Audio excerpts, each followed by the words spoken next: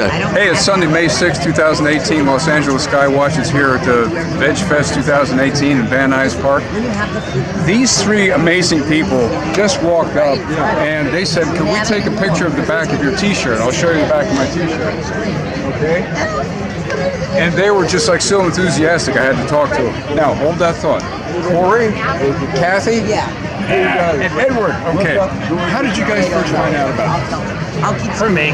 Yeah. Okay. So I basically found out word of mouth and social media platforms, and I thought it was kind of a crazy concept. What made you even like think about it or get interested? I noticed this in the skies. There were Chemtrails. Okay. And I said, water vapors don't sit in the sky and expand.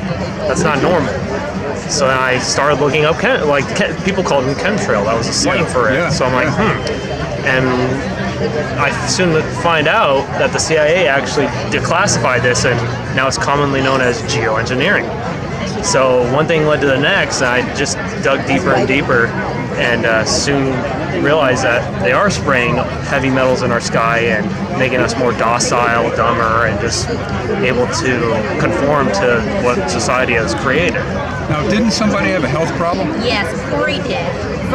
First we used to trust our doctors. You know, doctors, we went to the doctor, they heal us. I mean, he never thought twice about it until he was overprescribed antibiotics. He had a sinus infection, and then he had bronchitis, and they just kept re-prescribing him antibiotics. And then he just started getting really sick, fatigued, started losing tons of weight, and got to where he could barely get out of bed. And so I started researching it. We went to the doctor again, and he said it's just chronic fatigue, live with it. And I'm like, no, there's a reason. If you're fatigued, there's a reason. So then I started researching it too, and learned about candida, leaky gut, all these forms of GMO foods, overprescribed antibiotics. I was just ruining the gut bacteria. And so he just totally, and then the whole family joined in, changing his lifestyle, non-GMO, organic, and then we even went vegan, and just started watching what we put in our body. So, Edward is nodding like a bobblehead doll in the background, so I gotta get what you guys say.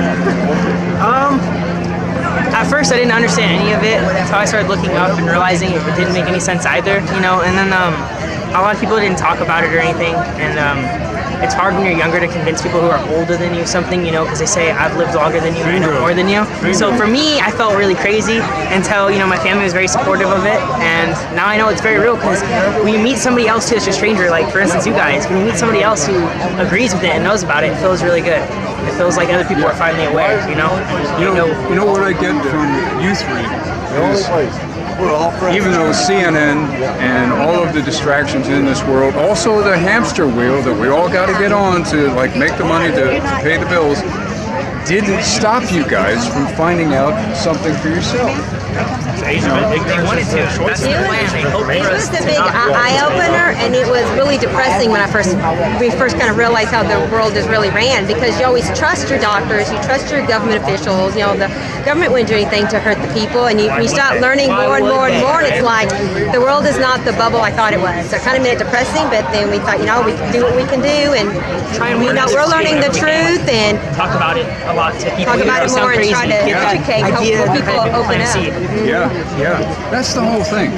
It's all about, to me, planting seeds. You can't go over this entire experience with some person who's brand new and have them at the end of your 5-minute talk go, wow, yeah, I understand. That type of person, you probably want to go, well, come back and we'll talk about it again. But all I want, and you guys obviously got it, is for people to get curious, right? I want to say one thing, I don't know what it's going to be, but they're going to go, really? Nah, this guy's crazy. I'm going to go home and I'm going to find out about this. That's all I want. That's all I want. For as long as I draw my breath, to have people like you come out and go, we didn't listen to what the government narrative was because it didn't seem right and it wasn't helping me. Right. So I figured I better do some research on my own. One phrase that I love to tell people, don't believe what I say. Research what I say. Because when you do your own research, no one can bamboozle you out of it. Exactly. So how you feeling now that you figured things out? I feel great. I feel informed. I don't feel so kind of lost. The more knowledge you have and what's going on around you, you feel a lot more comfortable. Yes. You just feel more comfortable in your body, and when you're confused and you don't know what's going on around you, it's a very an uncomfortable situation. You feel kind of, and it's good to get to the root cause of what's going on. And, ignorance is a choice in the age of information. You have a computer in your hand. You have a computer in your hand, and you're asking me, like, you could just Google search it real quick. Yeah. It takes 5 minutes. And my favorite, too, is when people get mad at you. Like you said, it's a 5-minute conversation. You expect me to just crack you in 5 minutes from a lifelong indoctrination. Like, how do you expect? I'm not a magician. Like, am I a wizard? Oh, no, I'm gonna have to steal some of these phrases. This is great. It's crazy to me. I just, hey, here's a topic, dig into it. Yeah. I'm not here to, I'm not trying to like destroy your ego. Yeah. It's happened to me too. Yeah. People's egos get the best of them. That's the problem. And they cognitive dissonance, Stockholm syndrome. They panic. Yeah. They don't want to know that they've been played their whole lives. No, they don't. They just want to think. I mean, Mark Twain, more than 100 years ago, had a quote: "It's easier to deceive a man than it is to convince him that he's been deceived." Oh, right?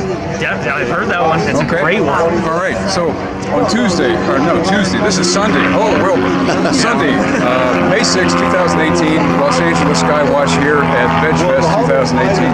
Don't go away, guys. I want to do another interview with you. Stay curious. Thank you, guys.